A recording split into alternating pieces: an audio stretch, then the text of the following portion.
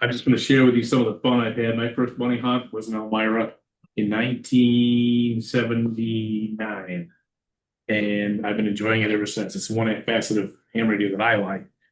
There's a lot of things to do. This is one thing I've experienced it. I'm not good at it. I tend to be successful, and some of it's just a knack for either my ear and hearing the signal to noise ratio or with geographic internal compass, but I have been successful. So I want to share with you something. We started out, we were talking about, fox hunting. My first fox hunt was in Elmira, and the Elmira group calls them bunny hunts. I don't know why. Don't know where the name came from, why it started that way. I don't know. It's basically hidden transmitter hunting or radio direction fighting, or I've heard them called radio orienteering too. Whatever you want to call it, it is fun. I'm going to share with you today some of the tools that I've acquired over the years to have fun with this. When I first started my first bunny hunt, this was some of the things I used: a compass, a plain old printed map. And nowadays, there's some really neat apps on your phone that I'll show you in a minute. I've got attenuators, offset attenuator, which we've got one here. We'll talk about that in a little minute. But some of the antennas, I've got Yagis, both 450 and 2 meter. A loop antenna. If you haven't seen one of those, it takes a little different thinking. The Yagi's very directional. You point it. This one you're working on a null off the sides. So you got to, in the middle of doing this bunny hunt, you change the antennas. You got to go, got to think backwards. So, I've never had experience with a Doppler system. I know I've been on several hunts where people have built them or had them. I've watched them, and quite frankly, I'm limited success. I don't know. Has anybody around ever used one? Used to use one. I've used it's called Doppelscant. Got an antenna rack and stick up on top of the car. It's 4 verticals, and it scans around. Right. It gives me a 8 LED readout, which is really cool when you're driving down the street trying to figure out where it is, and all of a sudden the LEDs go zip back around. It's really fast. It's very, very quick to pick that up from the last little bit in. It also could talk to a computer, and there was at one point a program that you could get it to store the information, and it would have your GPS information, and it would keep drawing the lines as to where it thought it was. And the lines would start converging on where the target was. The ones I've worked with and people I've seen seem to have trouble in the terrain we have around here with hills and mountains. It definitely It's been unsuccessful. Where if you're out in flat area, it seems to work very well. I wanted to put it on the bottom of the airplane. Oh, neat. So I don't know if that's ever going to happen, but that would be. Good time talking to you in the airplane chasing one of Hojo's balloons. I led you out to one of the feeding stations in the guy's field, I think, because That's right. It was the right color. I found the red bomb. Okay. Yeah. So anyway, Yagis looped out, but attenuators, there's various different kinds of attenuators. You've seen decade boxes. These are usually used in a laboratory. These things are built like a tank. And I'm out there walking around with the Yagi antenna just on my shoulder here, and I'm throwing in resistance, trying to knock the signal down.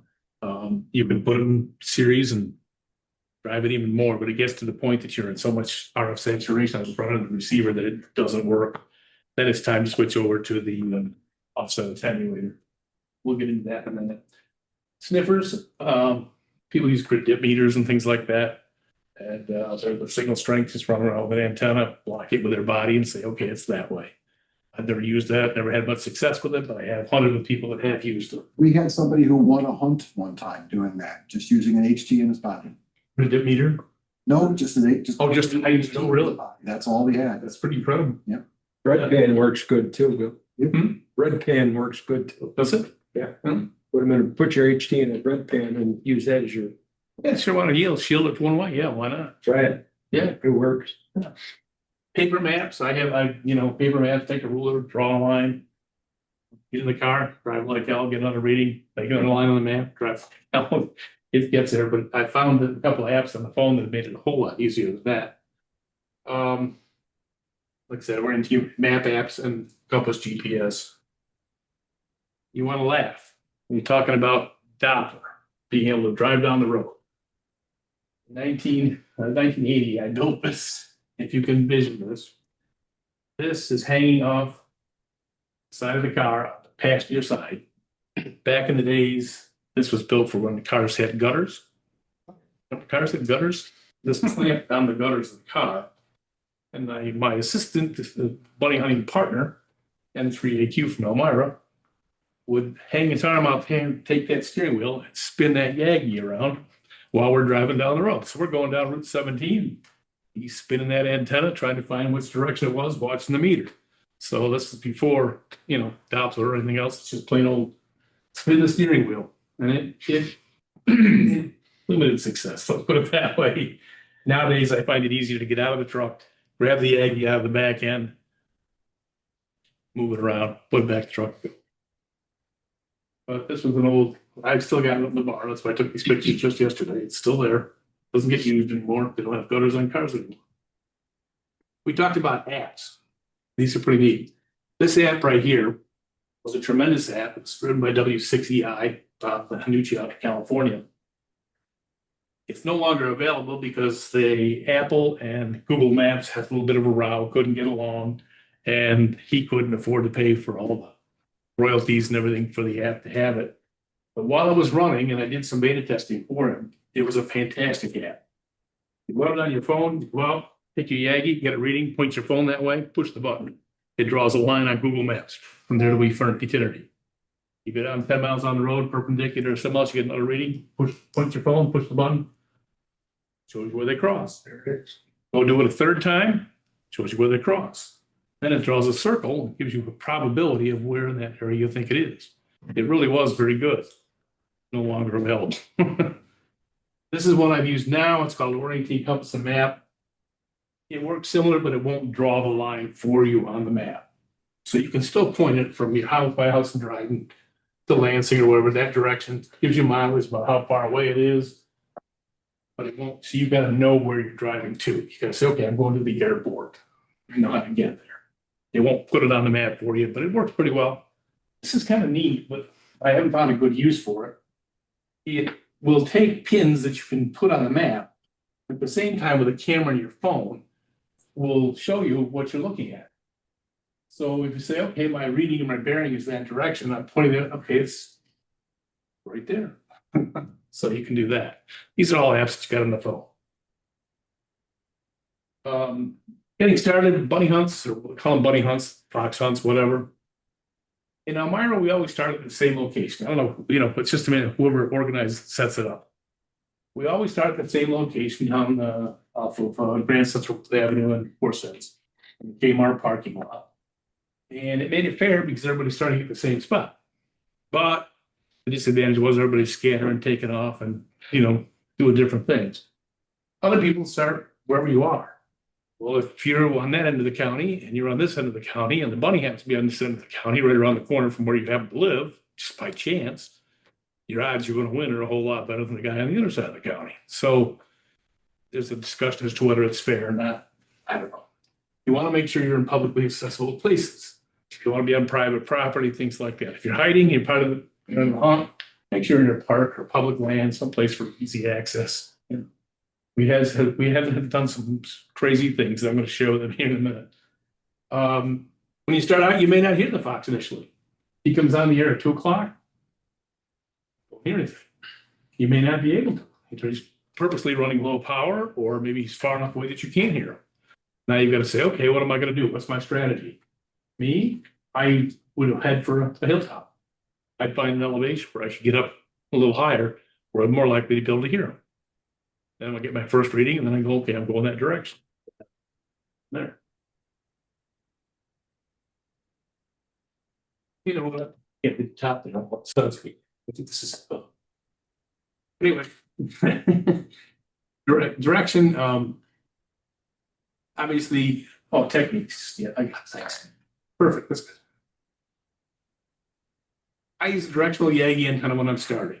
I will eventually end up with a loop, but I will eventually. First, I'll take a typical VHF Yagi, hooked up to my handheld. I used to keep a couple 2-meter radios that had either S meters on them or large LED meters that I could see from inside the car. I'm sitting inside the car, I could have the door open, I could see the meter and do this. Now, pretty much it's the handheld, and I can use two things. I can either hear My ear is tuned to the fact that I can hear signal and noise. I've tuned enough radio so I can do it by that.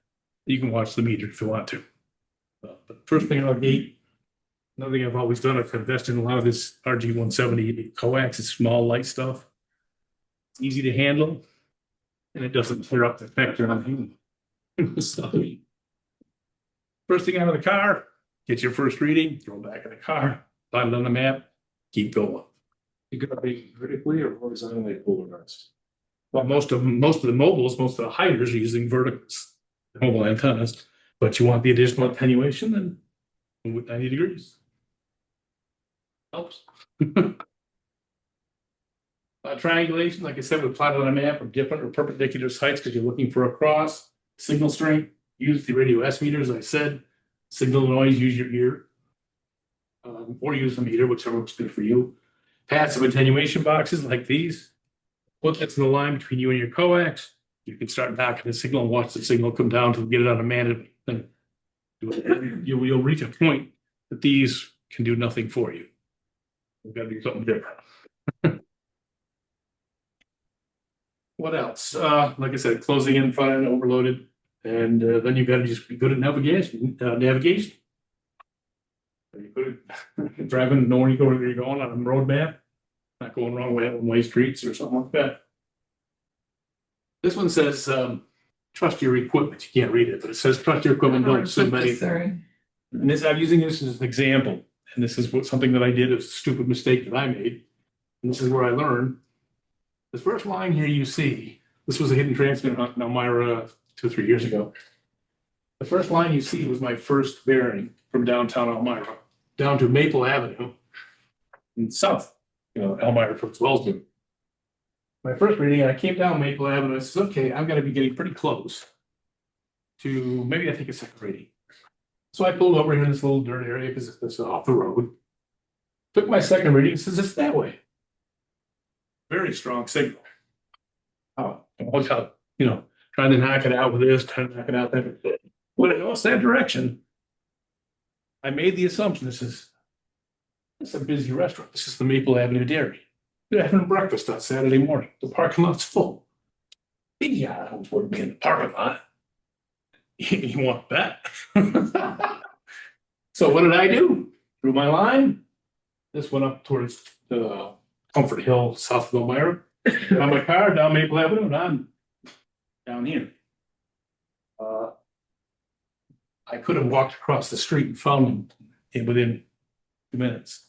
I would have had him dead to rights. Then I came in second because I spent another hour chasing around Comfort Hill. I trusted my equipment, said what I was, said all I had to do was walk across the parking lot. There's where they were parked. Dumb. Trust your equipment. It was telling me right where they were. I thought I was smarter than the equipment. Didn't work. Where am I here? Here's a real life situation I was involved with for direction finding. Anybody remembers the thing called the HEAR system? But it's Kevin. Yeah. He's old enough to remember that. Hospital emergency administrative radio. Well, here it's called hospital emergency ambulance radio. That's not right. It's administrative radio. It's the official name. This was a 155 340 high power transmitter the hospitals used to talk to ambulances from. Every ER had a good old desk mic, Rampart, Dixie would be there to answer the radio. This was in 1987, and I was involved with this from Cortland. We were over at Cortland, Tower Hill. It hung up the 155 340 all day long. The whole system needs on mountaintops, locked up half of Pennsylvania and half of New York State. It was pretty bad. Dana Jonas, who was the communications officer for the health department in Albany, still is there. Maybe he just retired recently right here. Called on a bunch of hams and said, hey, help us find this thing. What's going on? So we all headed for mountaintops, started doing good old finding. In fact, it was this antenna, not that one, but this antenna that led us from Tower Hill in Cortland to a tower just south of Elmira outside of, not Canton, but what's the town? Troy, Pennsylvania. Troy Hospital. The hospital is now part of Guthrie. Troy Hospital. We finally found it. Once we finally found it, a bunch of books had fell over on the desk with. That transmitter was key down all day long till they found it, took books off transmitter. But this bunch of hams, a whole bunch of us got involved, Portland's transmitter site. And we were able to triangulate it, find it, and we were successful in doing it. So that was a real life situation where direction finding proved its worth. Another one, you probably, anybody who's here, this was just last year. KB2FAF has a digipeater over in Solon, New York. Somebody from Binghamton called me and says, do you know where you got a repeater up your way stuck? Seems to be north, driving towards Cortland. I go, no, I didn't, but see what's going on. So I happen to know where his tower site is, but I wasn't sure it was him, and I wasn't going to blame him for it beforehand. You can see my house here, my first reading, with a beam, one direction and off the back of the beam. So now it took me a minute to say, what's more likely? Because I couldn't differentiate between that direction and this direction. But I kind of knew it was going this way, and so I took a shot. You can see where I went up through 13, I stopped at the rest area, along the rest, stopped at TC3, the rest area, got over to Cortlandville, parking lot over there, I think maybe by a Walmart or something. And you can see where all my readings are starting to converge right here. In fact, my first one was actually pretty good because this is what they call Baker Schoolhouse State Forest. This transmitter is right on Baker Schoolhouse Road right here. So I called Chris. I says, I'm sitting outside your transmitter site over in Solon. He says, what are you doing over there? I says, I think your digipeater's hung up. Really? So he says, I'll meet you right there. This is wintertime. We had to wait through 3 foot of snow to get in this building. That little Yaesu mobile radio he was using with a Pi controller was so hot we couldn't touch it. But we found it, shut it down, real life situation, got it done. Like I said, we started, my first bunny hunt fox hunt, whatever we're gonna call it, started in Elmira. We even had a coveted trophy that got passed around from the winter to winter to winter to winter to winter. And we've lost track of it because the last winner at Park Station, which you're gonna see here in a minute, lived in Binghamton. He got the trophy and we don't know who it was. So now we gotta find the trophy and get it back. This is some of the old gang that used to at first place. He had to make sure you know this guy. Everybody recognize him? Jerry. Yep, that's Jerry. Long time ago. This is legendary. Anybody heard of this? Heard this story? Entry AQ and myself. You know where O'Brien's in is on 17. Got a beautiful view. 17 coming from Delbar. Ray and I, this is before the days of crossband repeat in every radio. Over across the valley is a place called Round Top. It's a transmitter site for Sierra Athens area, hospitals, schools, stuff around there. Needless to say, there's the receipt for the room we got called One Hunt. We got a room. They started in Elmira. We had a transmitter here, sitting on the balcony, and we had a remote transmitter sitting over on Round Top. Crossband repeat. We went 450 back over there, back out of the bunny hopper. Sat there with binoculars on the binocular, and we watched them down Route 17. Go to one site, we'd watch the antennas go this way. Go a little further, we'd go toward Round Top, and the antennas go that way. Ran them back and forth, and forth. This was done deliberately because the guy I showed you previously, this testicle buster here, right here, he deserved everything he got. So it was a lot of fun, had a lot of fun, but it's legendary because it was the bunny hunt of all hunts.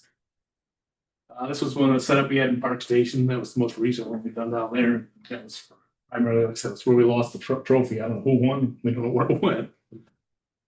I participated in one in Wayne County 3-4 years ago. I came in second, fortunately, in about 22 minutes. I found my chiefly the winner in. This goes back to the program I was telling you from guy in California. This is how it plots it. My first plot was here. I decided to take a second plot. See how close, this is where the bunny was, where the fox was. See how close I am. I got down about here, just by chance. I says, I need to take another one. So I got off the side road over here someplace, took another one. I knew where, I mean, look at how close to Ackroyd that was. He was in a state park or a Village County Park right there. So it was 3 shots, three bearings, and we were on it. Aaron's gonna remember this. Who signed that? Remember that? I can't see it. These are emails you sent out when back years ago when Tompkins County did a couple months. The first one, Clayton and I came over to you guys were up there. I don't know who's hiding. Do you remember? Is that the one that was in Meyer, or not in Myers Park, Lansing Park? Buttermilk? Oh, buttermilk? Ooh, I don't remember who was hiding that time. I don't either. We found him. Clayton and I found him pretty quick. And the second one was, I think this was the one over in Ludlow. That was the, at the falls. Yeah. Yep. Won that one too. Yes, you did. Yeah, I was hiding that one. You were hiding them? Yeah. Okay. Well, those were fun. It's all fun. We have a lot of fun. So I said, he wins all the time. It's a lot of fun.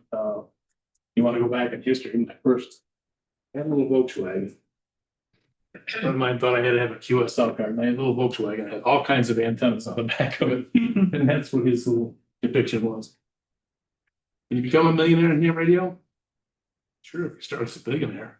And this is pretty true. So that's all I've got to say. If anybody wants to see any of this stuff demonstrated, I have a hidden transmitter.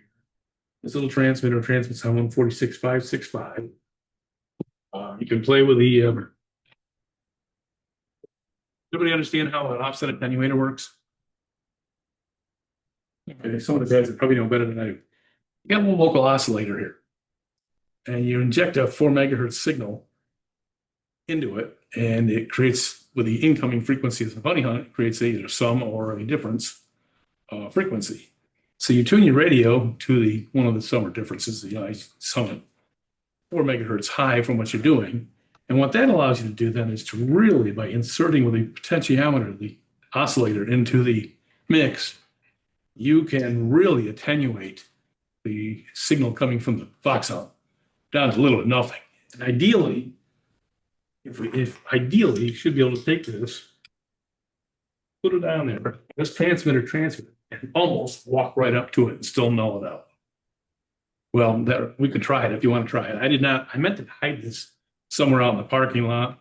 Then it got dark and it was raining, and I didn't have permission from the doer to do it, so I didn't want 14 people with antennas running around the parking lot here. And next thing you know, the cops are showing up. So if you want to mess with it, we can turn that on. We can mess with that. We can play with it. We can play with the Aggies, but that's not going to do any good in closed space like this. But we can try it. But the offset attenuator, and you may be able to null that out within the room. That's pretty much it. The offset attenuator has got a couple of advantages. One is that it's a mixer being driven by that oscillator with a variable, injection. So you can change the gain through the mixer and get it really, really low. That's how you can get a really deep null. But one of the really important things is you're now move the receiver 4 megahertz off of the transmitter frequency. You're listening to the output of that mixer. And so as you get close to the transmitter, most of our radios have plastic cases. And so when you get close to the transmitter, the radio is hearing the transmitter directly through the plastic into the receiver section, irrespective of whatever the antenna is doing. And so you get swamped out and you can't tell where your antenna is pointing. But by offsetting a small portion that's coming through the antenna to a new frequency and moving the receiver over there, it doesn't matter the transmitter's coming in on 146, you're listening at 140, 148 or whatever. And so you get a clean signal through the antenna port and then not what's coming in through the body of the radio. There's all kinds of online. My first offset attenuator I built myself out of a kit, and it was in a plastic blood box. And I don't know whether a crystal got or whatever. It wasn't very stable, so it was kind of all over the place. It wasn't working. It didn't work very well. Should have been in a metal box. The second one I purchased this one for the Aero, at least for the Aero products, far more stable. I understand this one's sine wave versus a chopped or sawtooth wave, so it's a little more clear, a little more accurate from that aspect. Well, that's it. That's all I got. Thank you, Bill. Mike. Thank you, Bill. And actually, I wanted to mention one other thing. We've been at Cornell, we do fox hunts with the students on campus. So we're using the Bionics little transmitters like that. It's always a challenge for the students because if we put those in a quad, of course, the reflections off all the buildings make it nearly impossible. And to not be on a quad means I've got to have the students running halfway across campus, so they get a good workout on fox hunt day. But one thing we've been doing recently is we're buying Quansheng radios, which is, similar to the Baofengs, but there is public domain software out there for them. And a couple of the things that these can do, and the one that's interesting for fox hunting, is it changes the display. Instead of having like 2 or 3 bars for signal strength, it'll actually read out the dBs and strength. So you can turn it on and, 80 dB, minus 80, minus 90, minus 100. You can look at the numbers in the display. It's And that makes it very helpful. It talks to you. No, it doesn't talk to you, but it displays it. Oh, it's So rather than just having a couple of bars or having to listen audibly for the Gotcha. different signal, you get a visual indication by looking at the signal strength on the meter. So we've been using the Quanshengs when we do fox hunting, which has been pretty handy. That's one thing that I've learned to do too. Again, I'm not a subject matter expert on this, but you will learn, you can watch the S meters. But if anybody's ever tuned a receiver with a service monitor or something like that, you hear signal to noise. And I tend to not pay attention. I'll look at the meter and see if it agrees. But if I've got the signal attenuated enough that I can get it off a little bit either way and it's noisy, I know where to peak it and it's that direction. So you really don't even need the meter if you listen to the radio here. Yeah, probably a lot better. Also, the meters, many of them, their entire range from, not showing anything to 6 over, Yeah, right. goes from like 0 to a microvolt. All right. They're really biased down to low end because everybody wants a big signal. Everybody's goofy. It's 5.9, right?